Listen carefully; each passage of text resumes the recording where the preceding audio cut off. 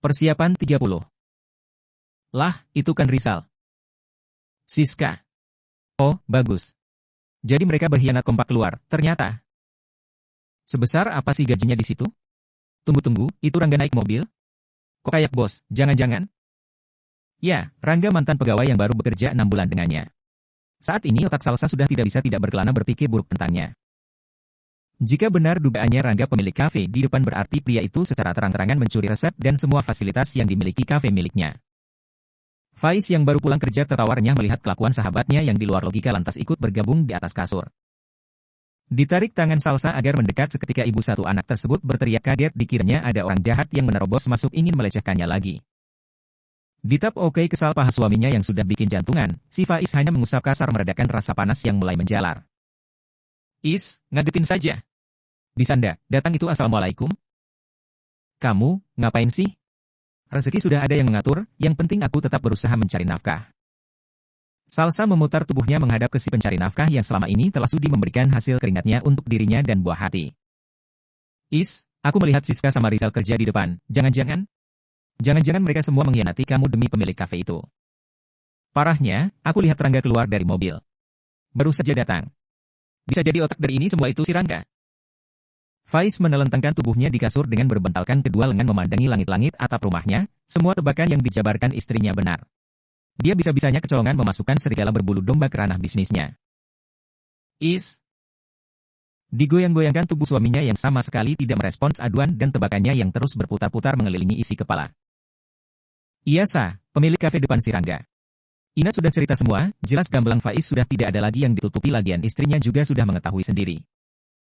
Sudah lama Faiz mengetahui dalang dibalik keluarnya semua karyawan, tidak lain lelaki yang dulu memohon-mohon meminta pekerjaan darinya padahal ia sedang tidak lagi membutuhkan koki baru.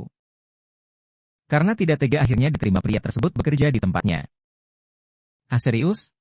Kok kamu gak cerita sih? Pasti sudah tahu lama. Malas gak dianggap. Salsa ngambek meninggalkan sahabatnya sendiri bersama bayi mereka tapi lengan lebih dulu dicengkeram dan ditarik kembali duduk di samping lelakinya. Dah malas, katanya ketus berusaha melepaskan diri. Namun, semakin dia memberontak sahabatnya itu semakin erat menahan di bahu. Kenapa sih, marah-marah? Aku kan cuma tidak ingin kamu kepikiran bela diri Faiz. Doa kamu yang aku butuhkan selain itu biar aku yang selesaikan. Tapi aku khawatir, kamu kehilangan pekerjaan. Tidak bisa menggaji mereka, tatap Salsa sendu sudah tidak lagi berusaha melepaskan diri yang ada hatinya meleleh mendengar perkataan Faiz tadi. Kita pasti bisa melewatinya. Semakin hari pengunjung semakin menyusut kecemasan sudah berhasil menguasai seluruh tubuh Salsa. Entah apa yang terlalu membuatnya khawatir. Ia tahu tabungan yang ia pegang lebih dari cukup untuk kehidupan puluhan tahun ke depan. Apalagi, baru juga 10 hari terlihat sepi setelah bertahun-tahun lamanya ramai sejak kafe ini dibuka. Pelanggannya banyak yang pindah karena mereka bisa makan dengan porsi dan menu yang sama bahkan rasanya pun cenderung sama dengan harga lebih murah, selisih 2.000 setiap menunya. Ditambah lagi, sedang ada promo untuk 1 bulan ke depan di menu tertentu, ini sangat membantu bagi kalangan para mahasiswa. Faiz sudah tidak terlalu ikut bekerja melayani mereka hanya sesekali sebagai formalitas saja. Waktunya lebih fleksibel dihabiskan bersama keluarga dan sering menginap di rumah orang tua maupun mertua. Masalah kafe, Ali masih sangat bisa menghandle semua sendiri. Tidak ada niatan mengurangi pegawai sama sekali. Meski para pekerjanya banyak waktu bersantai itu pun tidak menjadi masalah berarti yang penting mereka happy saat kerja dan cekatan ketika pekerjaan mereka memanggil. Ini jadwal Faiz sekeluarga berkunjung di rumah di mana istrinya dibesarkan dan dirawat ayahnya seorang diri bersama kakak lelakinya hingga tumbuh dewasa. Salsa bersama kedua orang tua berada di kamar sedang bercanda dengan si bayi yang terus mengoceh dan tertawa riang. Sedangkan, Faiz sendiri sedang menikmati secangkir teh di depan televisi tiba-tiba ipar lelakinya keluar dari kamar panik mencari orang tuanya. Ayah mana? Tanyanya seraya memegang gawai di tangan yang terus berdering. Di kamar, beritahu Faiz dengan dagu ke arah kamar yang biasa ia tiduri sejak menikah dengan putri rumah ini. Ada apa? Beliau keluar kamar mendengar putranya mencari. Abah telepon ya, aduh Aris kok takut gini. Merinding Lihat Is, kalau gak percaya.